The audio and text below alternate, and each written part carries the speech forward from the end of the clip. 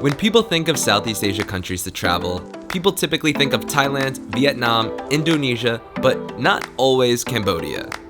The Kingdom of Cambodia is rich with culture and adventure and somewhere that I highly recommend every single person to visit. After spending the past 2 weeks traveling around the country, I wanted to share with you guys my top 10 things I think you should know before traveling Cambodia. So first up, they take US dollars. They actually even prefer it. So you don't have to worry about conversion rates as all of the prices are in USD, which is extremely convenient. The only time you will really use their currency is when you are given change that is less than $1. Thank you. Have a good day. And overall, I would say the country is very affordable, with being able to get a dinner for around $2 or $3. Just one thing to note, they do not take ripped money, so even if your money is ripped the tiniest bit, they will not accept it. Download Grab and Pass app. If you're traveling Cambodia on a budget, I definitely recommend having these apps. Brett Conti, that's me. Like and subscribe. We took a tuk-tuk from the airport and it cost us $20, but on Grab app, this would have only cost us around $4 or $5. This also makes it a lot easier to know how much a fair price is, so you know that you're not getting ripped off. We're going on about a 10-minute tuk-tuk ride, and this will only cost us about $1. So if you're with a friend, your tuk-tuk ride across the city could cost you 50 cents. Pretty unbelievable. It's crazy. So if you're heading to Cambodia, you're more than likely going to stop in Phnom Penh, which is the capital of the country. The reason I enjoyed my stay here is since there is so much history that took place here. Some of you guys may not know this, but only 40 years ago, there was a genocide where they killed a third of the country. Something myself and most other Westerners never really learned in school. My stepmom, who is from Cambodia, sadly had lost a lot of her family in this and is still unbelievable that it was not very long ago. So if you're into history and into culture, Phnom Penh is a great place for this. This is also where the Queen is and the Royal Palace, as well as some delicious food. Now, not to put a damper on this video, but I do highly recommend checking out the killing fields. This is where tens of thousands of Cambodians were brought to be killed by the Khmer Rouge. After visiting this for the first time, I was left speechless.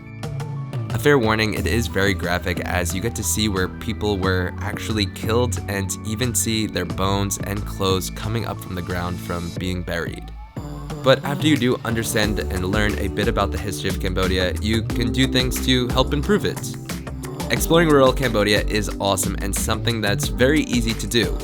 One day we rented a driver for a few hours and headed out to a primary school opening.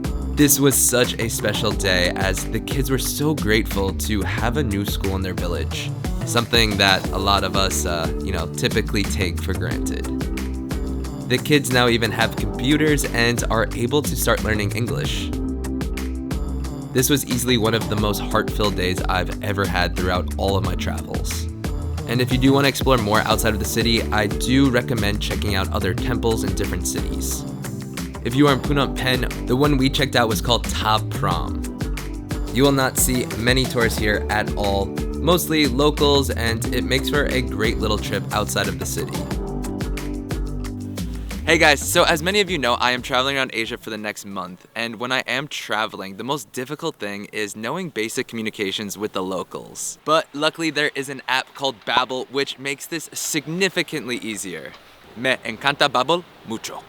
And my favorite thing about Babbel is that everything is on your phone, so while I am traveling constantly, I can still be learning languages. Bobby, use Babbel too. Yeah, man. What is your favorite thing about Babbel? Dude, honestly, the bite-sized lessons, 15 minutes, and they're made by language experts, amazing.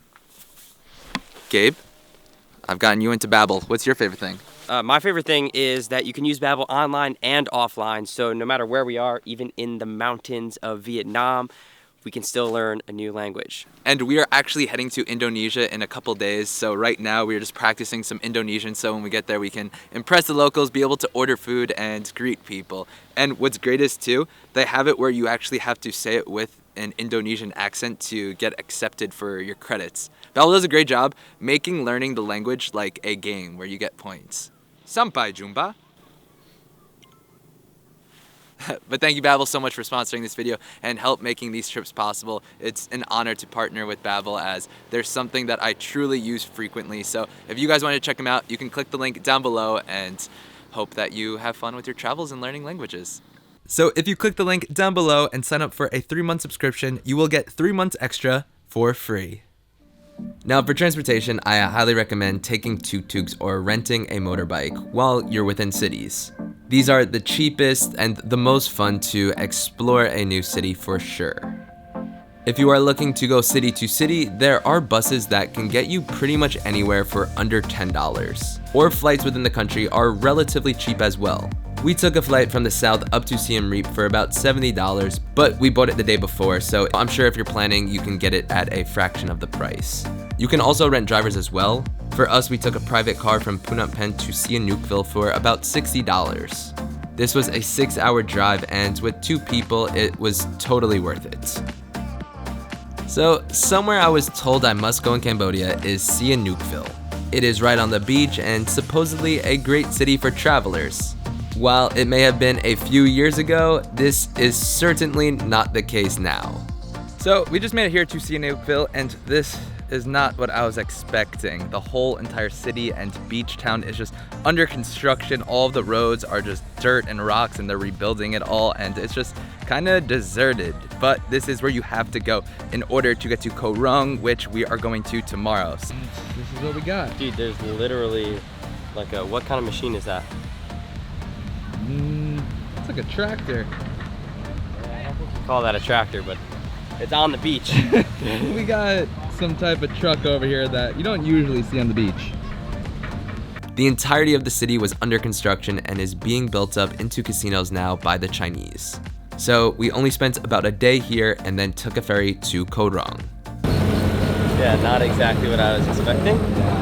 When you think of Cambodia, you don't typically think of white sand and blue water, but Cambodia surprisingly has some of the most beautiful beaches in the world. So if you are looking for an affordable and exotic adventure, Koh Rong is perfect for you.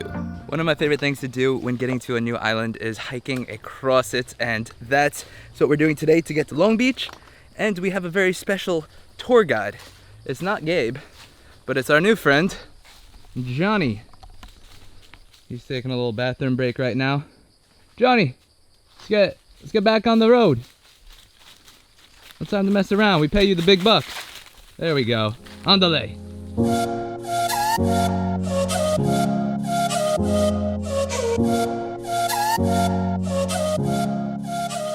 That's a fucking monkey right there, my dog.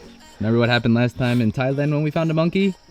Bro, don't even talk to me about that. He hasn't had a black hat since. There's a monkey on me, and then there's a monkey on there, and he just stole Gabe's hat. Oh! Road ends for you, boy. Oh no, he's still sending it. I don't know, Johnny. Oh! Johnny, you're savage. Jeez. He's like in your face, Gabe. You just sent it, bro. An hour later, we made it over the hill through the jungle. Now finally to the coast. All thanks to our tour guide, Johnny. Johnny, thank you so much, man. How can we ever repay you? Yeah, easy enough. Let's go, Johnny!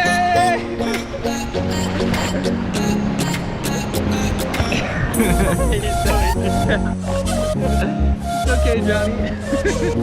I don't think he likes to go out.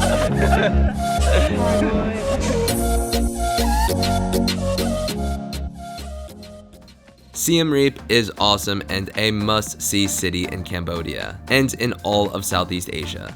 We unfortunately didn't spend too much time there on this trip, but it is such a great place for travelers and backpackers. There is a ton of culture, good restaurants, and very cool hostels.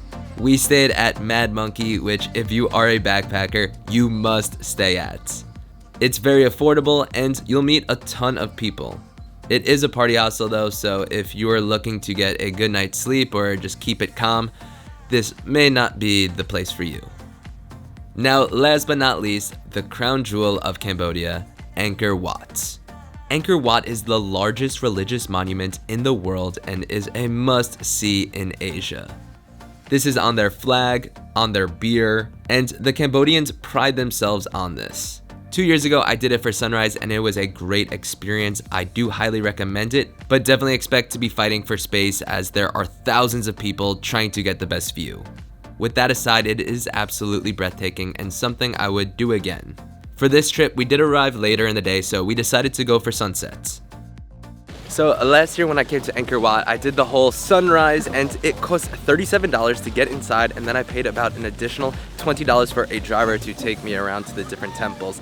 But we found out that if you come at 5:30 or after, you can get in for free. So we just saved a ton of money by just waiting for sunset and now entering into the park. And this is gonna be Gabe's first time seeing the largest religious monument in the world.